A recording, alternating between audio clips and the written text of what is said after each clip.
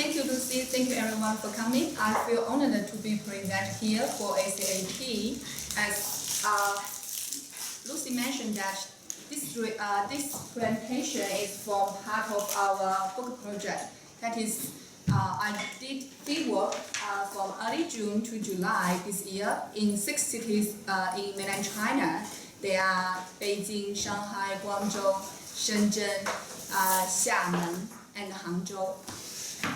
Because I haven't do a systematic analysis on all the cases now, so here I just want to sharing some interesting findings through 3 sets of cases under 3 topics. The first topic, or before I introduce the first topic, I want to introduce the main research question for our book project. That is, our book is going to examine how hackers create groups, how groups create knowledge, and how globalized technologies, media, and online communities accelerate the growth and exchange of knowledge at an unprecedented scale and pace. And China is one of the most important and special big case for our book. That's why I did research fieldwork in China.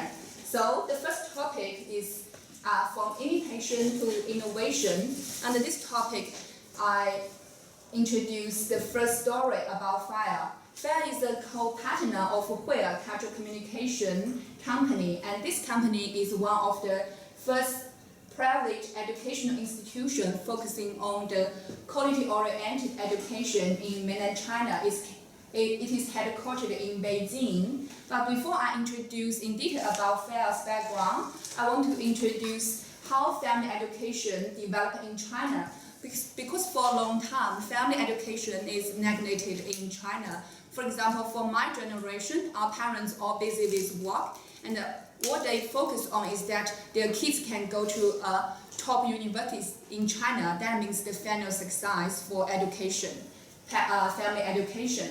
But this changed from the late 2013, because I think maybe earlier than 2013, but that is a milestone because parenting education courses came out in first-tier cities, and some educational institutions which focus on kids' education, they found that they need to ask their parents, the kids' parents, to assist them.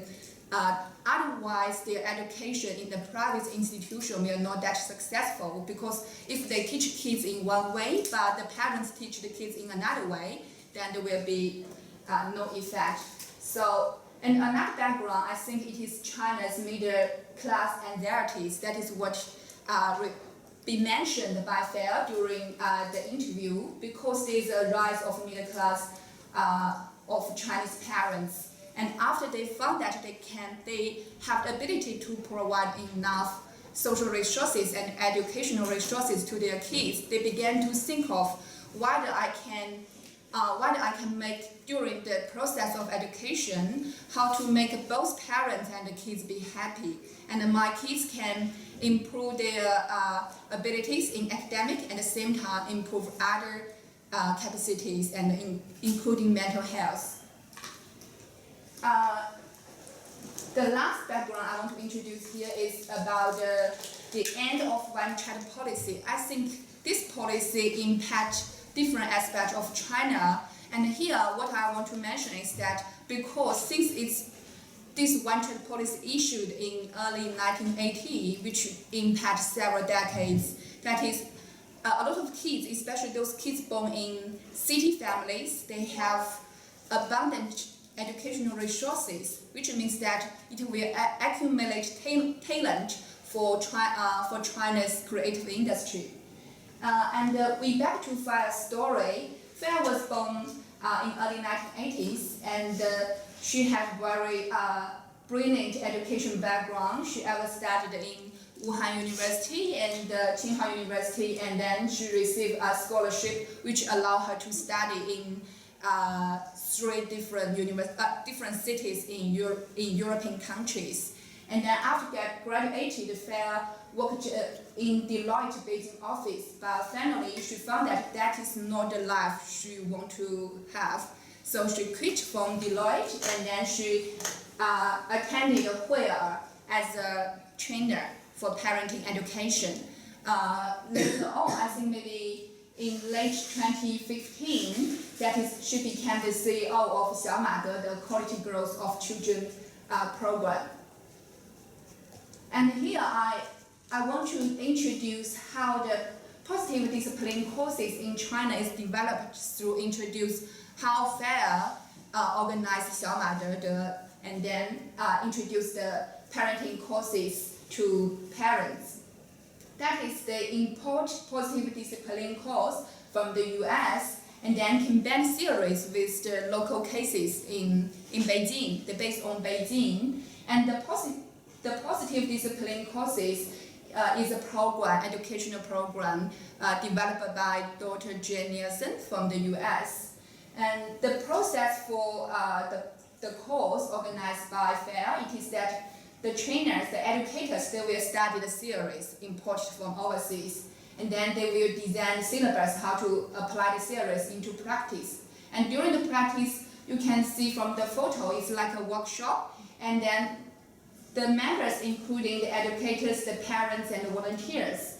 So after practice and in the format of role playing, the educators will sit down, discuss with the students, like the parents. And the educator, after the practice, the activities, the educators will rethink or re-examine the series they firstly apply into the practice. So finally, they will have revised series or revised activities. So in the second photo in the slide, you can see that is on the whiteboard, we can see the PHP. It means that parent help a parent.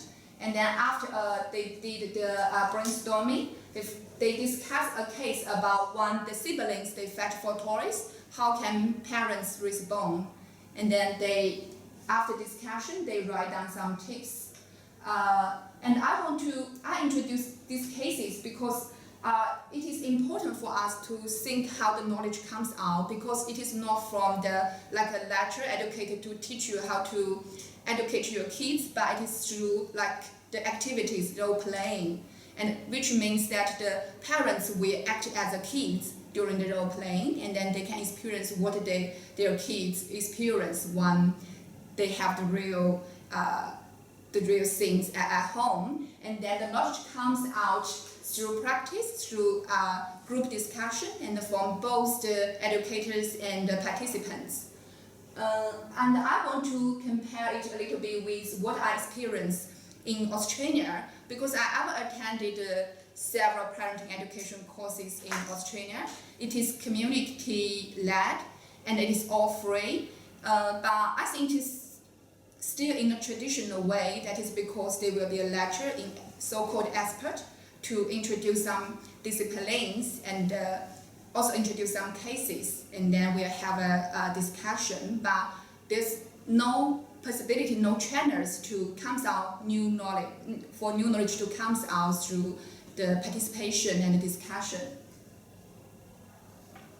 And then during my field work, I also found other cases that is in education area, which I found that they have some common features. That is, they import educational model or ideas from Western countries. And then when they apply this series disciplines to China, they will pay a lot of attention on how to localize the Western series and the education models compared with local cases. So that is will respond to the topic I proposed at the beginning. That is, the first topic is from imitation to innovation. So maybe we can discuss later. That is whether the imitation is the road we have to pass if our destination is innovation. Because I've found that that is not in the area of education, but have some kind of relation. That is, in today's China, there are huge number of low-end manufacturing and counterfeit goods which harm its ability, the country's ability as a whole in innovation. And secondly, but in fact, from the cases I introduced, the imitation is good for innovation. But on the other side, maybe we can discuss whether it will have some negative influence. The second question I propose here is that when we discuss cultural create groups, whether the culture is always means the global culture, especially in a globalized village today, but the groups will always be local groups. That is, I think, what globalization points out. We always apply the global series models into combined with local cases. And here's a book if you want to learn more about China's development in recent years. It's a very interesting book here. And from Fair's case, I also want to introduce another interesting topic, but I will not give you some detailed introduction. That is the knowledge sharing economy, or we call the paid knowledge sharing economy. Because during our interview, Fair mentioned that she treats their products, their positive parenting courses as one kind of knowledge product. And then she mentioned that because they have the platform, like online platforms, for them to touch the customers and communicate with the customers. So it's easier for them to promote and sell out their product.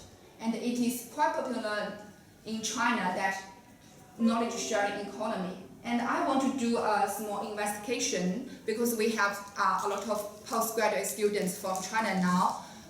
If you have ever used the knowledge sharing app or ever paid for one kind of knowledge sharing product, could you raise your hand?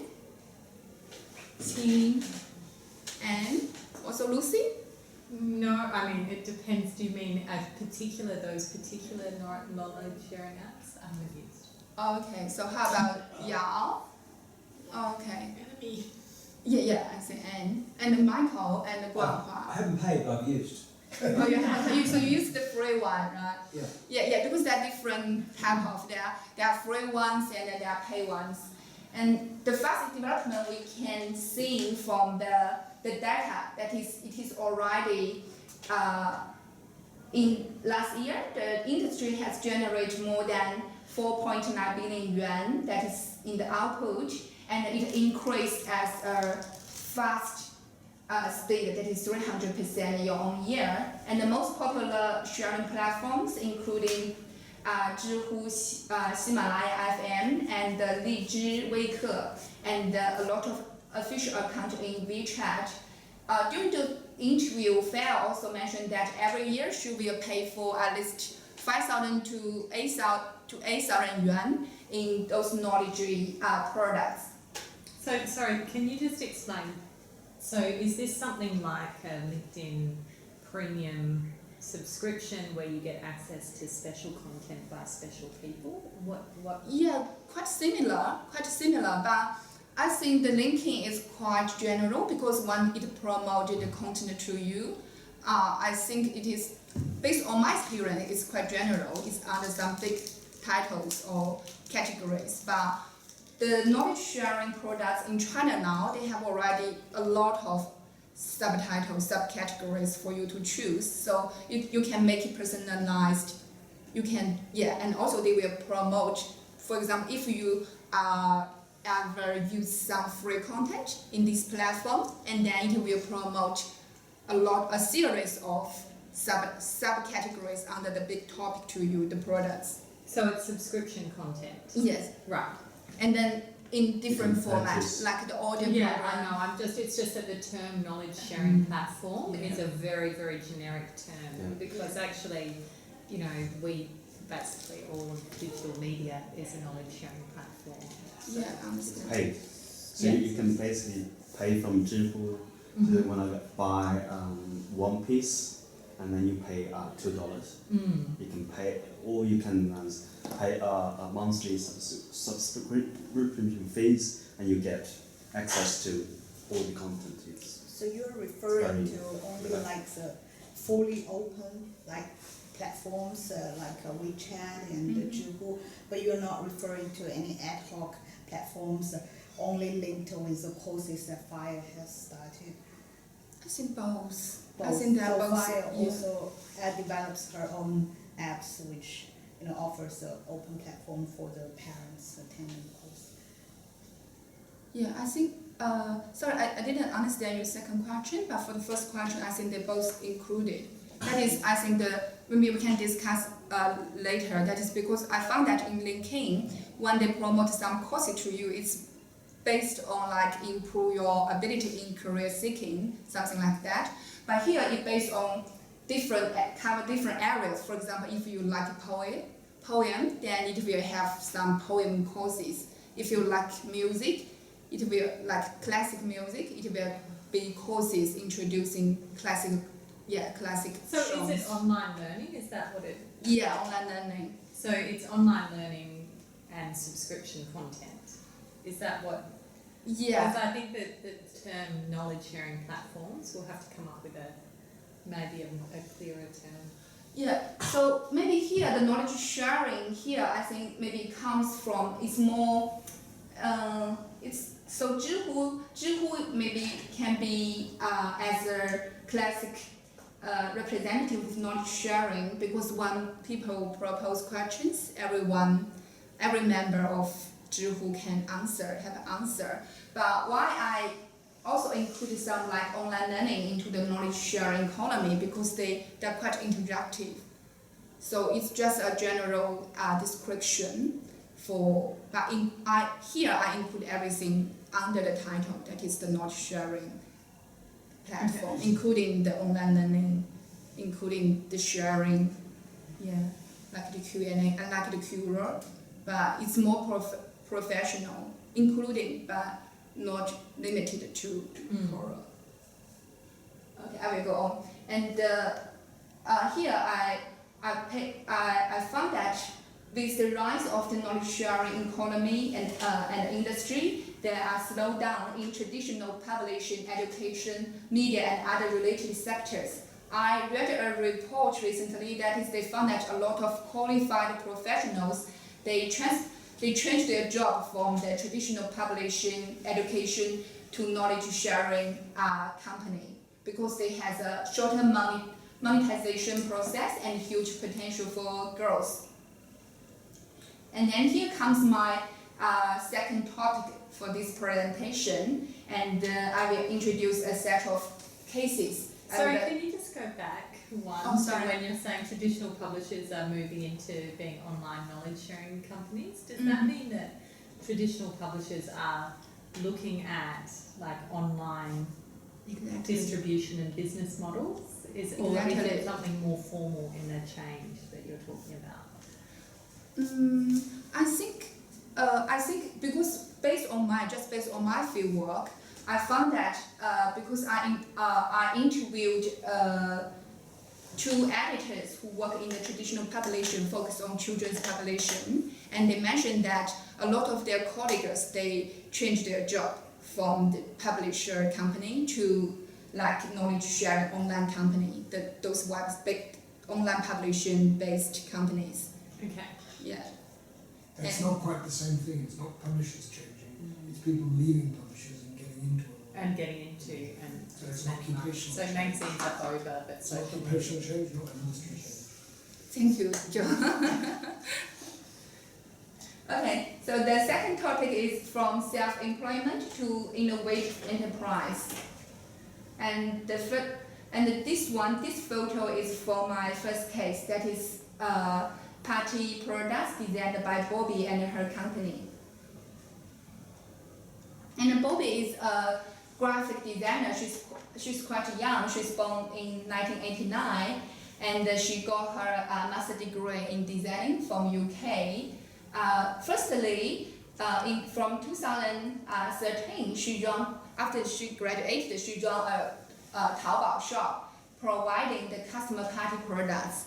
And what different from other Taobao shop is that they design that because they are designer. So she and her team design all the products they sell. And the team is consisted of 3 female graphic designers, and their workplaces at home, they communicate through like mobile phone and social media.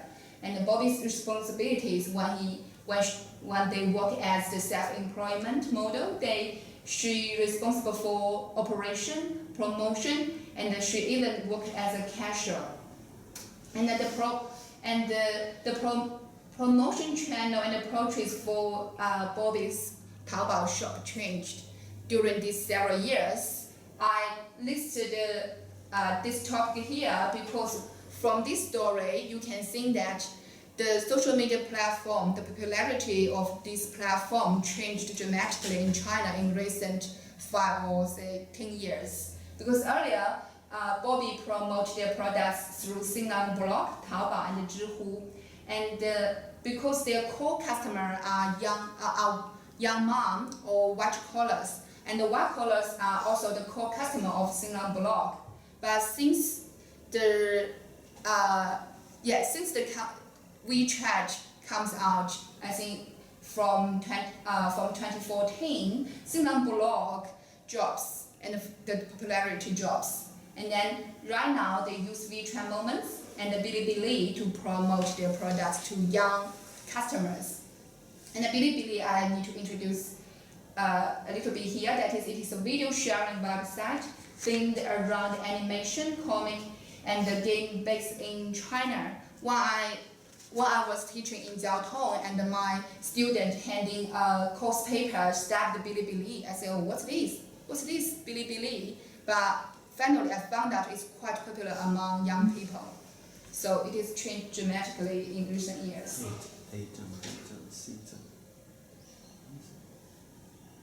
And as what I introduced earlier, I focus on the producing process because I want to see how the knowledge will be, how the culture creates knowledge and how the knowledge, how the culture creates groups and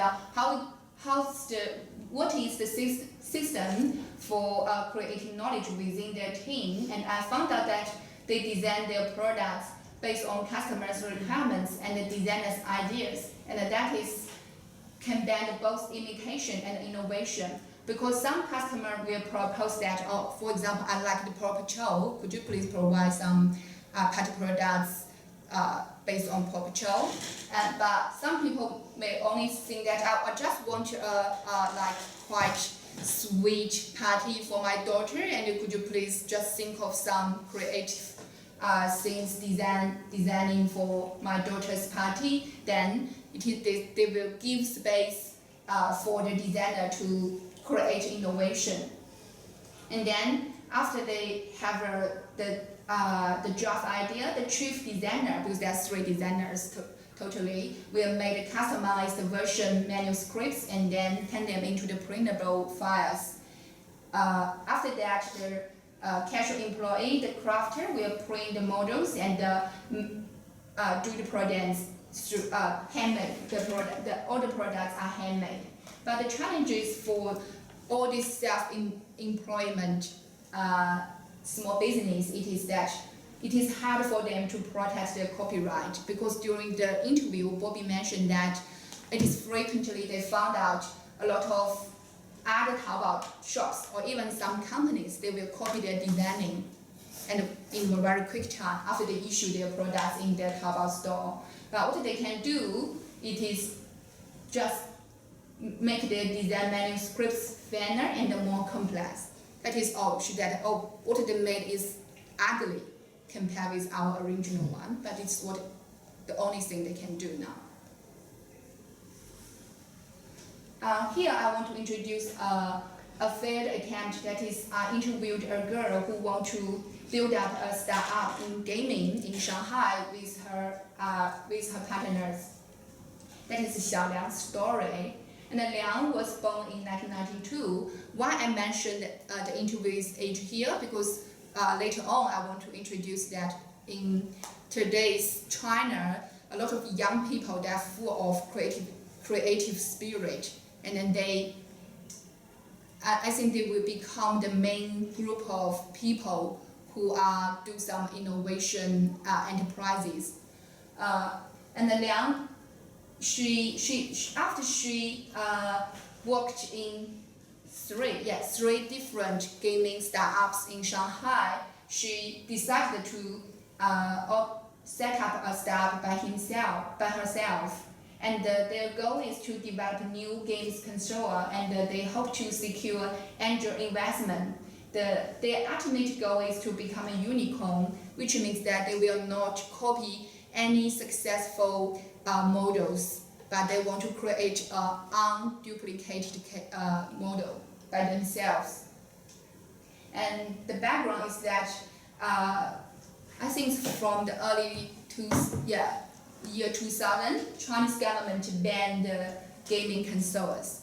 But after 15 years, they released the ban. They ended the ban on gaming consoles. So their startup company will focus on console gaming. And in their team, different from what I mentioned earlier about Bobby, because Bobby there are three designers, they don't have the distinct responsibilities. They just take responsibility to do designing, take turns. But for Liang's startup, when she built up her team, she have very clear distribution of the tasks. For example, Liang as CEO, she will be take responsibility for distribution and marketing. And Denise, a Malaysian girl who has worked in a Japanese company for over 10 years, and she will be responsible for overseas marketing. And Xiaogu, a Boeing Shanghai, he will be responsible for research and the development on gaming products. And the team's average age are just 32, and they have shared values and common interests in games. That is quite similar to Bobby's team, because during the interview, Bobby also mentioned that we three become friends because we have common interests. Bobby even found one of their team members from Zhihu, from the social media. At that time, the girl was studying designing in San Francisco, and after seeing several designing products of that girl, Bobby including to invite her to join her team. So I want to make a summary here based on earlier cases, because I found that in today's China, the entrepreneurs background, they have some common features. For example, in the age, they are quite young. They are born in 1980s and the 1990s. And related to what I mentioned, that they are the generation of after the one-child policy issue. So especially those kids who were born in cities, first tier or second tier cities, they have abundant education resources, and most of them have the overseas education experience, like Xiaoliang, like Bobby, and also Fire. They set up their own business or enterprises after leaving large-sized companies, because this social transformation in China, there's no longer be iron rice bowl, which is in earlier days, if you have an iron rice bowl, then every people will envy you. But today it is out of date, especially for young people. They want to get rid of the restrictions from the, we call it system, from Danwei, from 体制. That is, I also think that it can be related to reflexive project of the self, which from Giddens, because when Giddens described the transformation from traditional society to modern society, she found that in modern society, the people, they are willing to look for autonomy and they want to control themselves. And that is what I found that it is quite obvious in today's young generation in China. They want to get control of their own life. And the third common thing is that they all organize a team which share the common values and interests.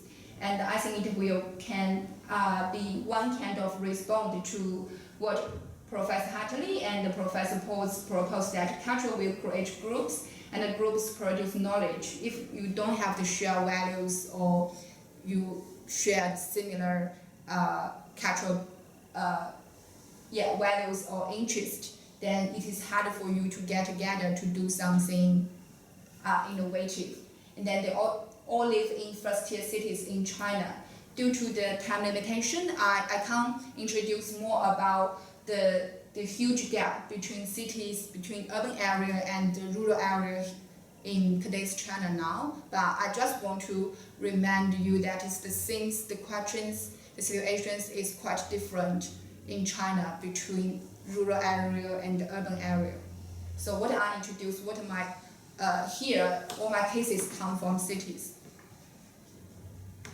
Okay, the last topic that is I want to introduce a little bit about the policy, government, social organization, and their interaction with innovation. Here, I want to analyze the social context for the growth of creativity and the new knowledge. Today, China is developing fast of the internet-based economy. We already have the internet blueprint, and from the central government to the local government, they both promote the entrepreneurship, and then they have different kinds of policies. But as far as I know, within Shanghai, even because Shanghai is a super city and it has different regions, and a different region has different policy for promote like building up startups or entrepreneurship. And then China's, to most extent, China's cultural industry is built up through the government led. So I made a title here as government-led cultural industries, and we already have a Made in China 2025 plan. So under this background, this social background, we can find that a lot of entrepreneurs or enterprises, they try to cooperate with the government to earn more resources to support their own business. For example, after government promote the government procurement for public service, Wang Yong set up the Lao Niu workshops after he running a senior-oriented website for 10 years, because the government found that there are a lot of areas they have no energy or resources to cover, so they want to employ or want to cooperate with some social organizations to do some creative things in different areas, especially, for example, looking for the demented elderly. And the Lao Liu workshop, they undertook the project issued by Shanghai local government. It's just how things turn into English. I just think the demented elderly is an unfortunate translation. Sorry. I think you might want to say elderly people living with dementia or something like that. Yeah. I just think demented elderly, it's like something out of a gothic horror story. Sorry about that. Yeah. So they caring for the elderly with demented situation. With dementia. Oh, with dementia. Okay. And also, I will introduce the second case. It's just an old age caring. Yes, it's fine. No, it's just with dementia. It's because demented has been used as an insulting term for a long time. That's the problem. So you can have dementia, but if I say you're demented, then it's an insult. And so that's the difficulty by saying demented elderly. It's like a very insulting. 是老年痴呆吗？对精神错乱的。痴呆。 I would use old age caring. Old age caring. But not But it's everyone who's different. old has dementia. That one is too general. Or Old people have different. No, when you have dementia, it's clinic. Senile dementia. Yeah. 当你说老年痴呆的时候，它一定是一个临床的诊断，但实际上呢，很多人并不是真的有老年痴呆症，他只是说年纪老了糊涂了。其实你就中国人，你说 dementia is actually a sort of a clinical diagnosis. In China, these people would go for that. You say, oh, they're just being old. So old age caring is. It's the same as people with dementia.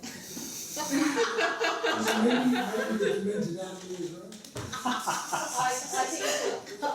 think you should stop going to China. Just beginning to reach that. It's already happening. Well, the other thing is we use the term frail elderly. So So it means people who are fragile and older is a very... But I think it is for the elderly with dementia because that is one specified area. Yeah. So then you just have to say with dementia. Yeah, with dementia. So Yeah. for the poor translation. Okay. It's technically correct, it's just that... Okay. And so for the second case, that is, it's called Le Miller Children Reading Camp. And before I interview the founder of Le Miller and my friends, the contact person told me that it's quite a hand-end reading camp because the parent need to pay 800 yuan for each course. But after I after I visited Le Miller, I found that it's quite similar to the rhyme time in library now for kids, for toddlers here. But yes, they also borrowed those Western models and applied to Chinese feed. But what I want to mention here is that Le Miller, they signed a contract with government. So although one of their main activities do the children reading camp, but another part of their work, and I think maybe the best way for them to gain resources, that is the training daycare center carers and the primary school teachers for government, for Beijing government. So besides the positive things I mentioned earlier, that is how government support the innovation, that is the entrepreneurship, but we can also see the limitation from government. Because I mentioned earlier, I didn't finish the analysis on my cases. So here I just pick up some sporadic things for my interview. That is, here I mentioned limitation, and at the same time I introduced the strategies how people to manage the sensitivities. Like they will set up, because they have a very restrict policy for set up for the private company to set up a school, education institution. So a lot of all these educational institutions now, they set up as a cultural communication company or educational consultant company rather than education or training institutions. That is what they did now. Like what I mentioned earlier, fast parenting education and Le Miller, they are all cultural communication company. The second strategy is that it is related to gaming. That is what introduced by Xiaoliang. That is, they will delete or replace sensitive content. The case one is that in the video game, player announce background, and because they need to go through the track by some government sectors in China, and they think that no, because we have a lot of blood everywhere in some things, so it will not be passed. And what they did is they changed the color of the blood from red to green. That's what they did. Yeah, and then they passed the examination. And then the second case, that is because I also visited Beijing Yuqian Culture and Media Organization. They do the publishing about children's books, and the actor mentioned that one day I compare a book introduced the history of some great historic places in China, like the Great Wall. They found quite difficult because when they want to introduce the history of the Great Wall in Beijing, they cannot clearly, explicitly to introduce that is the Asian empire that built up the Great Wall for invade the invasion from like the ethnicities. That is, it will impact the harmony here in today's China. That is what they think of. And or the third strategy may be waiting for the change of the policies. As I mentioned earlier, in Xiaoliang's case, they want to set up a startup on video game console because China is finally scrapping the ban on this kind of game. And the social context that is will promote the growth of creativity and new knowledge. I summarize several points here. I think the first is the model's influence, like the BAT, that is the super high technological internet companies or e-commerce company like the Alibaba, Baidu, and the Tencent. And also they will be, China has experienced the investment boom or unicorn fever. It takes an average of 4 years for startup in China to reach unicorn status, and it is quite fast speed. And the third is that we have a large amount of communication tools and social networking platforms like Blog, QQ, and WeChat, which promote the communication between the entrepreneurs, their customers, and save the time and also their cost. The two main age groups of creative professionals, I found that the young people who are born after 1990s, because they have a lot of dreams, they don't scared of the risks, and all the people in their late 30s or early 40s, because they want to break through their professional bottleneck and they have already accumulated abundant social resources. What's the time now? Maybe I need to 7 to 1. 7 to 1. Yeah. So maybe I skip this one, and then we'll jump to the discussion. That is, I want to discuss what are the elements contribute to Chinese creative innovation and the network culture based on the cases I introduced here. Thinking maybe the increase of social wealth, that is, people pay more attention to like the mental development and the free development of people's capabilities, and also I think the increase of social risks, and then the rise of middle class.